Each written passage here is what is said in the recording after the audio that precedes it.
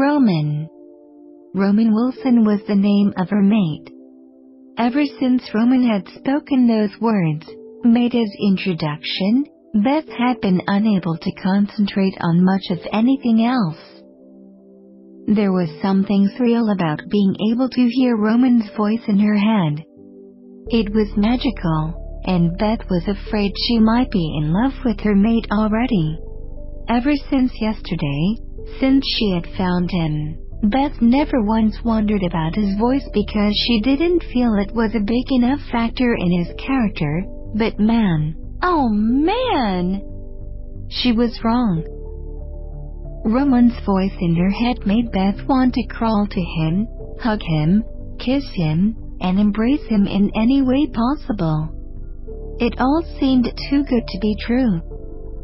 Roman had left her after that to follow his father, but Beth found herself stuck to her place, wanting to hear her own name coming out of his mouth. Beth had been too busy focusing on Roman's voice that she had failed to ponder over the fact that he was the alpha son, the next heir to the line of alphas. There was no way he would accept Beth Johnson. It was as if someone had poured cold, freezing water down her standing body. Beth, in her wolf form, began to whimper as she fell to the ground. She was in pain. Too much pain. She knew she would have to pay for the crimes of either her father or her forefathers. Beth knew she would have to pay for the crimes done in the past, and it scared her to know that the punishment for those crimes just might be separation from her mate. Someone help her. Beth heard Roman. Beth, still in agony, felt brazen to the world around her. Roman's voice and his presence helped her, but it was not enough to dim the pain of what the future might hold. Beth felt her body in the air and two canines touching her neck. It was light, as if whatever or whoever it was careful not to touch her wounds or hurt her. Cursing her father, Beth closed her eyes, wanting to leave the world behind and never come back. Beth opened her eyes, squinting to adjust to the light around her. She was in a room filled with medical equipment. It seemed like a medical facility. The door opened and a middle-aged woman entered. Beth sighed, grateful to see a human after so many hours. As for Beth, she was still in wolf form. She wasn't to change anytime soon. "Hello dearie, how are you?" the old woman asked, and Beth continued to stare at her, wondering how she was supposed to respond to a human. Beth continued to look at the woman who was observing her injuries, which were now covered with sticky material. Beth could feel it on her fur. "Don't worry. She is a doctor, and was brought here to check on you," another voice said in Beth's head as a wolf who stood beside Hardy at the pavilion entered the room. "But she is human?" Beth replied. "Well, yes. You see, in our pack, because we can't turn human ourselves, on the rare occasion that someone is really injured, we call Matilda," the wolf pointed at the woman. "Don't worry. She has been doing this for the last 15 years and knows about us. She lives alone just outside our pack. When you fainted, Roman went crazy and ordered for Matilda to be brought here. We had thought your wounds were poisonous or something, but thankfully they were not." The wolf continued to talk, and Matilda smiled at Beth when she looked at the old woman. "Oh, I forgot to make my introduction. My name is Judy Wilson, and Roman is my brother and Hardy, my father." "Obviously. I apologize. I tend to talk too much." Judy said. "Well, Judy, it is nice to meet you. I am Beth." Beth said, knowing the question that would follow. "Beth who?" Judy asked, just like Beth had anticipated. "Just Beth." Beth replied, feeling guilt crawl into her heart. "If it was not my wounds, what happened to me?" Beth asked, wanting to move the topic of conversation. On the other hand, Matilda scribbled something on a piece of paper and left the room, smiling at both Judy and Beth. "That is what I would like to ask you?" It was so scary. One minute I was walking down the pavilion to meet you, and the next, I heard Roman shouting like a maniac. It made Beth's heart swell. Roman was worried about her. Thinking back, Beth realized she had a panic attack, which was weird because only humans had panic attacks, not wolves. But it was indeed one, Beth knew. Once again, Beth made a mental note to research more into this once she was away from all packs and humans. "If you are feeling okay, Dad wanted to see you in his office," Judy said, and Beth nodded her head. Following Judy, Beth walked out of the room and was surprised to see the house so nicely built and well kept. It was odd because the Wilson pack was known to keep to their wolf form, and for them to have a house was just weird. Beth was even more surprised to see homes built on the street on both sides outside the house. It was as if this part of the territory was a town, which inhabited humans or wolves in their human form. Keeping her thoughts to herself, Beth stayed quiet and didn't ask Judy about the houses and their occupants. It was all she could to not raise suspicion in the first few hours of her being in the Wilson pack. The houses, while well built, looked to be deserted, which were of some assurance to Beth for some reason, one she can't explain at the moment. As they walked, the size of the houses grew bigger and bigger. The house at the end of the road looked to be the pack house, for it was the biggest.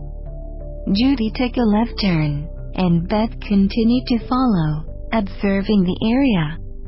They had passed a few wolves on their way, who looked towards their direction before going their own way.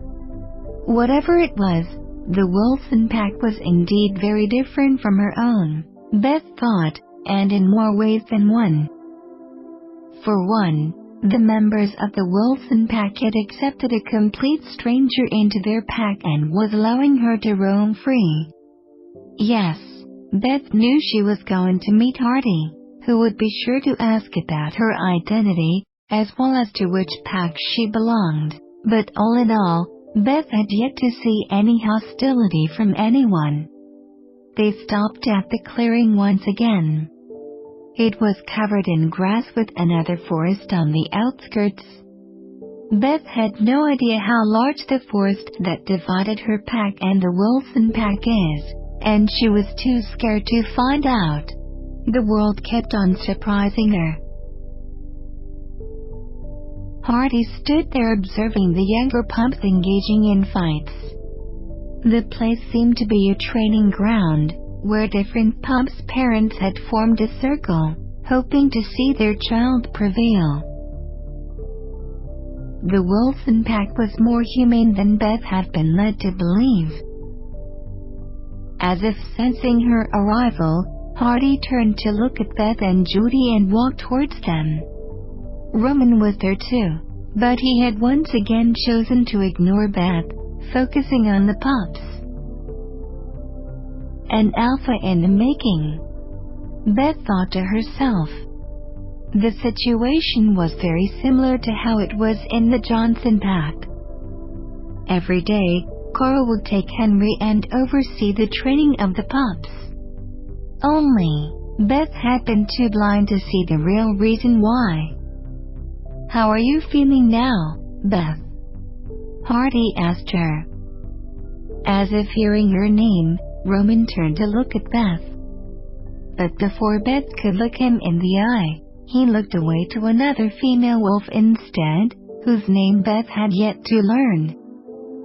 It was the same wolf who had been staring at her ever since she met the pack. "Yes, I am well, thank you," Beth replied. "If you are up to it, would you mind taking a turn with me?" Hardy asked. Beth nodded. Judy left to do whatever it was she did, and Beth and Hardy began to walk away from the training grounds and into the forest. "Which pack are you from, Beth?" Hardy asked, out of the earshot of everyone else. Beth knew this moment would come.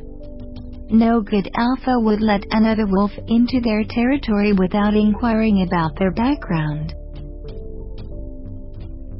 "I'm afraid I can't tell you that," Beth replied, hoping the answer would be sufficient for the time being. It shouldn't be, but she hoped it would be. "Well, what can you tell me?" Hardy asked, getting serious. "My name is Beth, as you already know. I am running away from someone, and will leave your territory as soon as my wounds are healed, that is if you give me permission to stay in your pack for that long," Beth replied, feeling her mother's education coming in handy.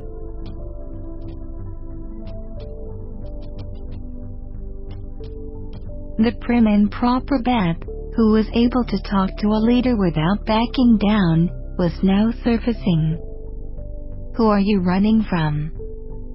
Hardy asked, choosing to avoid Beth's latter statement. "I'm afraid I can't tell you that either," Beth replied, trying to maintain her voice from quivering. "It seems that there is a lot that you cannot tell me, Beth," Hardy replied. This time around, Beth chose to ignore his statement, for she didn't have an answer that would satisfy him without spilling her secrets. She looked around and saw that they were deep into the forest. It somehow reminded her of the forest outside her own home, back with the Johnson pack. "Are you running from the ruling class?" Hardy asked, and Beth nodded her head. Hardy looked around as if he could see someone Beth couldn't. Taking a moment, he turned his gaze back at Beth and asked, "Are you running from Carl, Alpha of the Johnson pack?" Beth looked at him. Hardy Wilson of the Great Wilson pack, the only pack in the Northern Territory to defy her father's rule, was standing before the daughter of his greatest enemy. Hardy seemed competent and somewhat trustworthy. While he was right to question her, his strategy and the questions he asked were wrong. "Yes," Beth replied to Hardy, not meeting his eyes. "Well, Beth, you are welcome to stay in my pack for however long you need. Here you will be safe from Carl and the rest of his power-hungry pack members. Me and my pack will protect you in case they come here," Hardy replied with disdain at the mention of the Johnson pack. "Thank you," Beth replied, and Hardy left. Once alone, Beth didn't know what to make of Hardy. He should have asked if Beth belonged to the Johnson pack instead of asking her if she had been running away from them. Beth was ready to lie, and it took her a minute to realize that she had in fact chosen not to. It was true. She was running from the Johnson pack. Hardy had just been foolish enough to not ask Beth of her connection to that pack. Or maybe he was just kind, and Carl had raised Beth to be strategic and be wary of others. Not wanting to be around people, Beth stayed in her place and settled herself against a tree. It was uncanny. Her whole situation. She was in the Wilson pack and her mate was the next alpha to be. All the while, she was running away from her own parents. Listening to the birds chirping, Beth began to wonder what Henry might be doing right now. He was no doubt looking for her, but where? It would take Henry and her parents a while to realize that Beth was away from the Northern Territories. By her calculations, it would take them 3 days to confirm with the other packs because her father won't be satisfied until he visits or has his people visit each pack and have them confirm in person.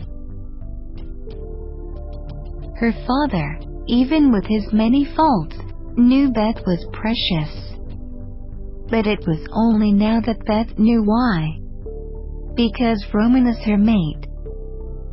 The feeling Beth gets when she looks at Roman or hears his voice was difficult to put into words. It only took a day for her to fall in love with him, which was more likely due to the mate bond. But it was love nonetheless. It was the same kind of love that pushed her mother to neglect her in favor of the one she loved. Unwittingly, Beth was beginning to understand what her mother did to make Carl happy. In just 24 hours, Beth had gotten used to sleeping next to Roman, and as much as she hated to admit it, she missed his embrace. Beth wanted to be covered in Roman's fur and sleep in his shadow, knowing that she would be safe, that he would protect her like he had yesterday. And more than anything else, she wanted to sit with him and hear him talk.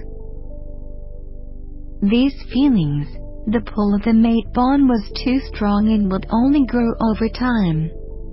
For this reason, Beth knew she had to leave this territory as soon as she could. As much as she wanted to be around Roman, she knew that he would never accept her for who she was. The pain his pack had suffered in the war was too much, and if by some miracle, he did find it in his heart to love Beth as Beth Johnson, the Wilson pack would not be able to. The love Beth felt for Roman would only hurt them and many other people in the process. It would also affect Roman's right to being the alpha. As much as it would hurt her, Beth knew she needed to leave. Even if it made Roman hate her. Every werewolf longed for the day when they would meet their mates. Their soulmates as chosen by the moon goddess herself.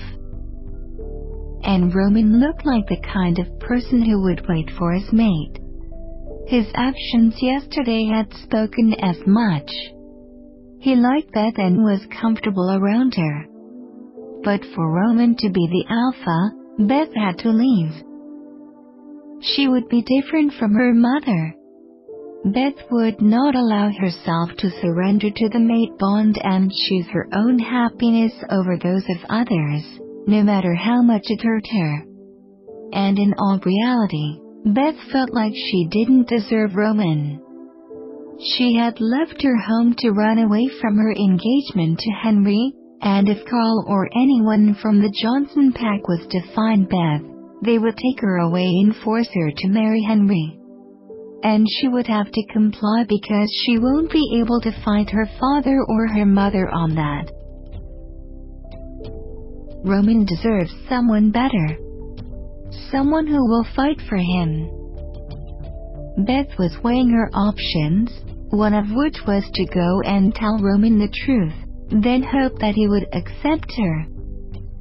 Again, there was the possibility that Beth could go back to her pack, tell her father the truth about her mate in hope, nay, plead with him to make amends with the Wilson pack.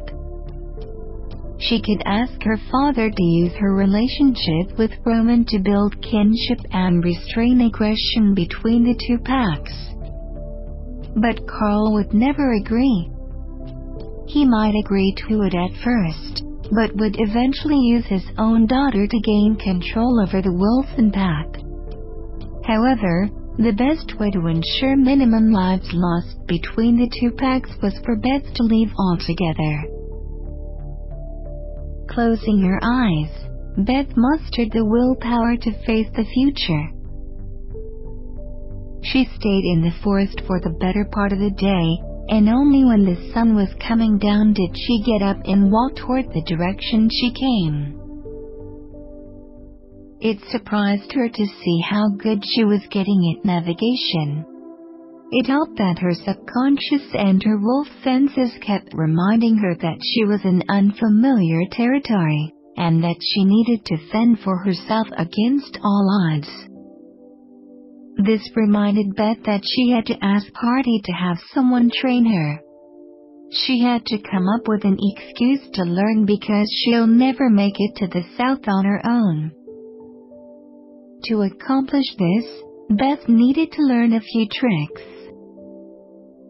"Where are you?" She heard Judy's voice in her head, just as she was nearing the clearing. "Almost to the clearing," Beth replied. "What clearing?" Judy asked, sounding stupid. But Beth realized it was she who was stupid for naming places in the Wilson territory. She entered the clearing to see that it was filled with wolves. "Good you are here. Come on, we are having a little celebration." Judy caught Beth. "What celebration?" Beth asked. "No reason. The hunters caught quite a meal today, and we are celebrating. Come on, I am hungry and you must eat with my family." Judy went on and led Beth to the middle, where 3 wolves sat. Beth recognized Hardy and Roman. She, however, wasn't able to name the third one. As a courtesy to the host, she joined in and introduced herself to the other wolf. "My name is Beth. What is your name?" Beth asked politely. "I know who you are, everyone here does." The wolf replied, annoyed. "Behave," Roman said. Beth looked at him as if he had grown 2 heads and muttered, "I am." He was talking to me. "I am Elaine, Roman's fiancée," the wolf replied, introducing herself. Beth, however, was unable to look at him. Yet again, within minutes, her world had shattered. Roman had a fiancée. It made sense that Elaine would stare at the new female who was accompanying Roman. Elaine was the wolf who had been constantly staring at Beth ever since Hardy and his pack found her earlier in the day. If Hardy or Judy could sense the awkward tension in the air, they didn't let it show and began to eat the deer before them. Elaine, too, was busy tearing the deer apart with her teeth, and it was only Roman and Beth who stood there. Roman was staring at Beth, trying to gauge her reaction. Beth looked away, trying to ignore the pain in her heart. Once again, she had been deceived by another man. Her mate. She was no saint either, for she was planning on leaving the pack, but he was much worse. Roman brought Beth to his pack, only for her to find out he has a fiancée. Beth saw Elaine offer some of her portions to Roman, who accepted it. Either out of love or kindness, Beth knew not, nor did she want to find out. She had been wrong. It was Beth who didn't deserve Roman. The cruel man. Jealousy was eating her alive, and she wanted it to stop. Beth wanted to stop loving Roman so the pain would stop. She wished Roman wasn't her mate. "Why aren't you eating anything?" Roman asked. Everyone stopped to look at Beth. "I am not hungry. My wounds hurt a little. If it is okay with you, Hardy, I would like to sleep. Can you show me where?" Hardy nodded and looked at Judy. "Come on." Judy began when Roman stopped her. "I will show her where to sleep.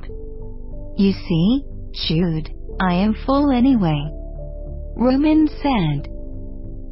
Beth wanted to shout at Roman and ask him not to come. She wanted him to leave her alone, but in fear of making a scene, she followed, feeling Elaine's glare on her once again. "Do you want to sleep in the open or in a house?" Roman asked. "Just point the direction and I will find my way," Beth replied, trying to keep her voice steady. "Beth," Roman said. And the woman stopped. Beth stopped. This was what she wanted. She wanted to hear Roman say her name, and it was just like she had imagined. "A house, please," Beth said in a tiny voice. Suddenly, Beth was lost. She didn't know what to say to Roman or how to act around him. Yes, she knew how to act around him, but she wasn't sure what to do. Should she plead and beg him to leave Elaine and run away with her, or should she act as though it wasn't affecting her at all? The immense power Roman held in his walk, and the heat that radiated his body made Beth want to either curl or wrap herself around him. His smell was overpowering her senses. Unconsciously, she went a little closer to him, only for him to stop slightly and move away, as if her presence was a burden to him. Her actions were done unconsciously, but he was deliberate, and it made Beth want to cry. Sulking, she created even more distance between them and followed him until he stopped. Roman nodded his head and led her to a house. He stopped outside and turned towards her. Without waiting for a second, she left him there, entered the house, and found a nice bed. Beth knew he was still outside. His actions spoke what his words hadn't, and her decision was clear. She might still be in wolf form, but she missed and needed to sleep in a bed. Mainly because she didn't want to be around Elaine or Roman. If anyone saw her now, they would laugh at her. Her own father would laugh at her. It had not been 2 days since she ran away from home, and Beth's life seemed to be getting worse by the second. Every plan she made, every decision she came to, somehow ended up in contradiction. She wanted to leave her mate and yet was sad and angry that he already had a woman to marry. Nothing made sense, and worst of all, Beth longed for home. Nothing made sense, and worst of all, Beth longed for home. She needed to see her mother and hug her or be around Henry and tell him everything that had happened. Henry would laugh and comfort her, or at least the Henry who was her friend, and not the fiancé who she left on the day of their engagement. She missed him. But most of all, she missed sleeping next to Roman. The mate bond was stupid, and it was making her feel stupid things. Her emotions were all over the place, and so was her heart.